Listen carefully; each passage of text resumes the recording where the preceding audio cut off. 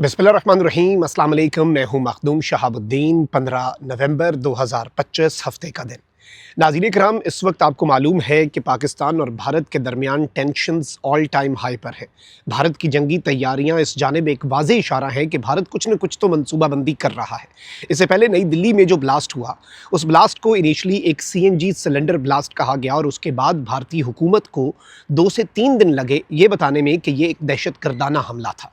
उस एलामिये के अंदर जो कैबिनेट कमेटी ऑन सिक्योरिटी का एलामिया था, भारत ने इसे दहशतगर्दी का हमला तो करार दिया, लेकिन पाकिस्तान का नाम पहलगाम इंसिडेंट की तरह फौरी नहीं लिया। अब नाज़रीन इकराम, कल रात श्रीनगर के पुलिस स्टेशन में भी एक हमला हुआ है, धमाका हुआ है, और इस धमाके के हवाले से इनिशली ये बताया गया, पुलिस ज़राए ने भारतीय मीडिया को ये बता दिया कि ये दर हकीकत एक बहुत बड़ा जो हमने दहशतगर्दी का मंसूबा पकड़ा है भारत के अंदर, जिसमें पाकिस्तान के कुछ ग्रुप्स मुलव्वस हैं और उनसे हमने पता नहीं कितने हज़ार किलोग्राम अमोनियम नाइट्रेट और असला बारूद बरामद किया है। वो असला जो है और वो अमोनियम नाइट्रेट जो है, जिससे RDX और धमाका खेज़ मवाद बनते हैं, वो हमने थाने के अंदर रखा हुआ था। और उसके मुआयने के दौरान ये एक अफसोसनाक हादसा हुआ जिसमें बड़ी तादाद में जो लोग हैं वो मारे गए, पुलिस वाले भी, और बड़ी तादाद में जो दर्जनों इस वक्त वो ज़ख्मी हैं और पूरे इलाके में खौफ व हिरास फैल गया। अच्छा, फिर इसी के साथ एक और चीज़ ये हुई कि कुछ और धमाकों की आवाज़ें सुनाई दी मकबूजा वादी में, लेकिन बाद में ये पता चला कि जिस तरह से राजस्थान के अंदर कुछ इस तरह की आवाज़ें आईं और बाद में बताया गया कि ये भारतीय फाइटर जेट्स हैं जो साउंड बैरियर को तोड़ रहे हैं और ये एक आवाज़ क्रिएट होती है जिसे सोनिक बूम कहा जाता है। तो उसी तर्ज पर ये वाली एक्टिविटी भी हुई। तो मकबूजा वादी के अंदर भी खौफ व हिरास था कि something big is about to happen. अब नाज़रीन किराम, ये जो खबर है श्रीनगर वाली, इस खबर के बाद अब तकरीबन इस खबर को 12 घंटे गुजरने के बाद भारतीय मीडिया जो है, और बिलखुसूस इंडिया का जो मेन स्ट्रीम मीडिया NDTV और दीगर मीडिया आउटलेट्स हैं, उन्होंने पाकिस्तान की तरफ उंगलियां उठाना शुरू कर दी हैं। न्यू दिल्ली अटैक के बाद उन्होंने उस तरीके से पाकिस्तान के खिलाफ और पाकिस्तान की तरफ उंगलियां नहीं उठाई जिस तरह से वो अब कर रहे हैं। तो इस चीज़ को ज़रा डिस्कस कर लेते हैं और इसके असरात का जायज़ा भी ले लेते हैं। और इस वक्त कुछ और धमाके जो हैं उनकी भी इत्तलात हमें भारत में से मौसूल हो रही हैं। बंगाल के अंदर भी एक धमाका हुआ है। तो भारत के अंदर एक सीरीज़ ऑफ ब्लास्ट्स जो हैं पुरस्रार तरीके से वो हो रहे हैं, और भारत जो है वो ऑलरेडी ये नैरेटिव बना चुका है। ये जंगी मशक़ें जब से हुई हैं शुरू, उससे पहले ही ये नैरेटिव बनाया गया कि भाई लश्कर और जैश जो हैं वो एक्टिव हो चुके हैं। सिंदूर ऑपरेशन के 6 महीने के बाद ये दोबारा से भारत के अंदर एक सीरीज़ ऑफ अटैक्स करने जा रहे हैं। फिर हमने देखा कि एक डॉक्टर को पकड़ा, फिर इन्होंने बड़ी तादाद में असला बारूद रिकवर करने का क्लेम किया। फिर न्यू दिल्ली के अंदर एक अटैक हो गया, उसके वाले से भी ये कहा गया कि इसका लिंक वही टेरर नेटवर्क के साथ है कि जो हमने इतना बड़ा धमाका खेज़ मवाद कश्मीर के एक डॉक्टर और पूरे एक नेटवर्क से पकड़ा।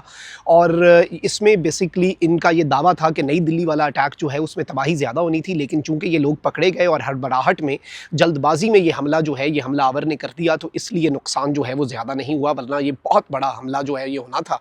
और प्री मैच्योर बेसिकली ये प्रॉपर ये IED जो है ये तैयार भी नहीं हो सकी थी।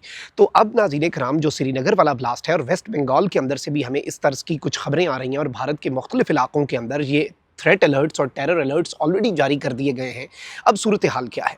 अब सूरत हाल यह है कि NDTV जो है उसने इसके ऊपर बाज़ाब्ता तौर पर श्रीनगर ब्लास्ट के हवाले से जो नैरेटिव है वो बिल्ड करना शुरू किया है, और ये नैरेटिव काफ़ी हद तक मुझे लगता है तशवीशनाक है। देखें, एक चीज़ हमें भी पता है कि भारत की जो इश्ताल अंगेज़ बयानात हैं, फिर सिंदूर 2.0 की स्टेटमेंट्स हैं, फिर भारत की जंगी तैयारियाँ, भारत की ट्राई सर्विसेज एक्सरसाइज, और इतनी सीरियसनेस के साथ ये एक्सरसाइजेज कर रहे हैं। जंगी तैयारियाँ ये सिर्फ रूटीन की मशक़ें नहीं हैं, ये जंगी मशक़ें हैं। इनके कल 3 जो फाइटर जेट्स जो हैं, इनके जो ट्रेनिंग इंडियन एयरफोर्स के जेट्स वो किस तरह से तबाह हुए।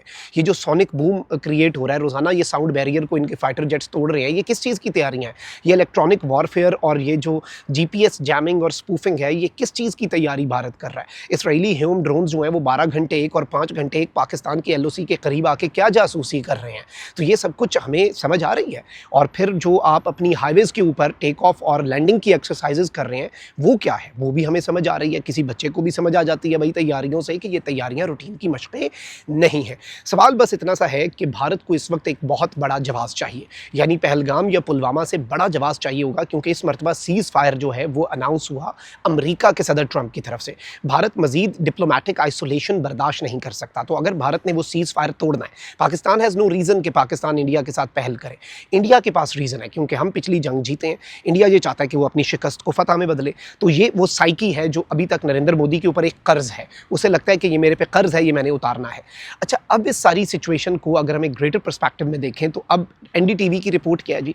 एनडीटीवी कहता है कि पाकिस्तान को चाइना की सपोर्ट तो हमेशा से हासिल थी, अब पाकिस्तान ने पहले अमेरिका की सपोर्ट हासिल की, पहले पाकिस्तान ने अमेरिका के अंदर अपनी जो सपोर्ट बेस है उसे पक्का किया, पाकिस्तान ने लॉबिंग की, पाकिस्तान ने और बिलखुसूस वो कहते हैं कि पाकिस्तान के फील्ड मार्शल ने ट्रंप को शीशे में उतारा, ट्रंप को अपनी साइड पे किया फुल फ्लेज, और फिर चीन को अपनी साइड पे किया।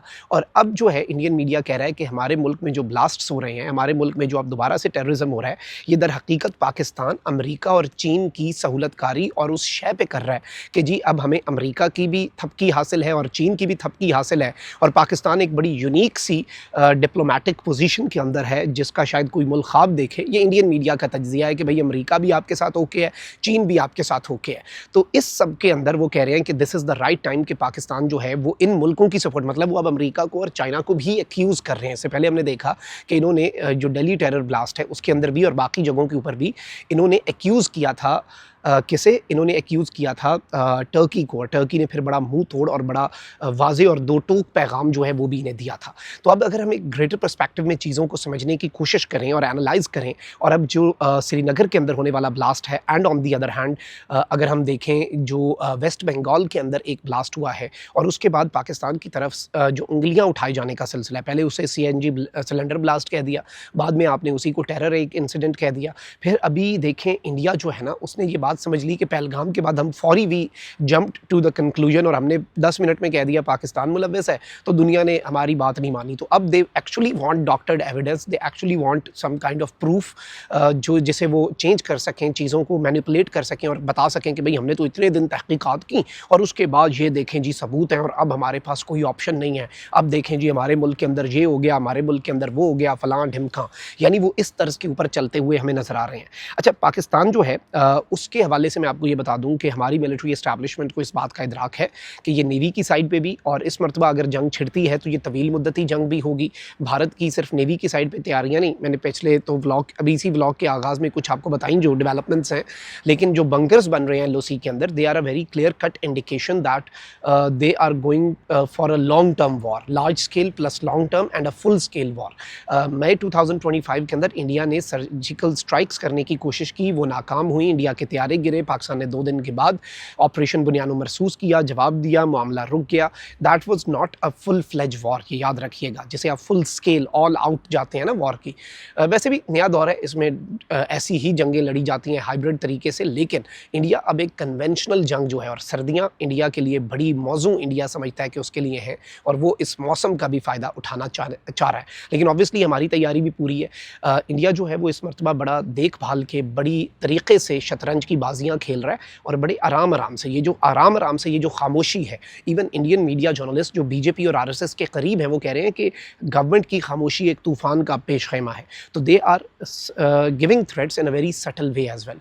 कमेंट सेक्शन में राय का इजहार ज़रूर करें। अपना बहुत ख्याल रखें। अल्लाह निगहबान। पाकिस्तान जिंदाबाद।